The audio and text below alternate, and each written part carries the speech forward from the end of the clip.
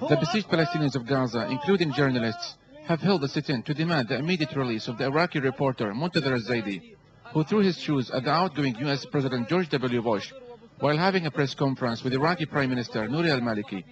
People here believe that what Muntazir did was the natural reaction of an oppressed people who are fed up with the US over its occupation of their land, its policies in the region, and its blind support for Israel. That was a normal reaction. That was a normal expression at the end of the George W. Bush. That was the only slam to receive at the face by the shoes of millions of Arabs and Muslims, because this man is considered by the Arab nations and Muslims, he is a killer. And dozens of Iraqis and Palestinians are being killed every day under direct orders of this man. We call upon all freedom-loving people or freedom-loving nations to come to the help of this Iraqi, and we call upon the Iraqi government to immediately release this heroic journalist. Journalists said they were worried about the fate of their colleague, as Iraq, where tens of journalists have lost their lives since the occupation, has proved a very dangerous place for journalists. We pay tribute to the heroic Iraqi journalists and ask the international and local Iraqi human rights organizations to secure the release of our brave colleague who showed his outrage at oppression in his own way.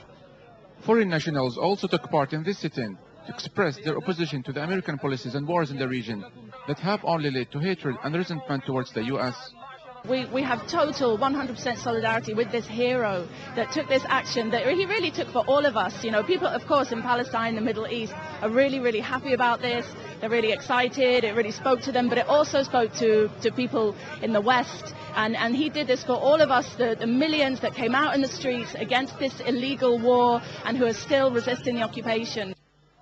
Palestinians who have been living under the Israeli occupation for more than 60 years, and more recently under tight siege in Gaza, say that al-Zaidi's bold action is a clear message to all oppressor leaders in the world, adding that the American policy will not succeed in winning hearts and minds of people in the region.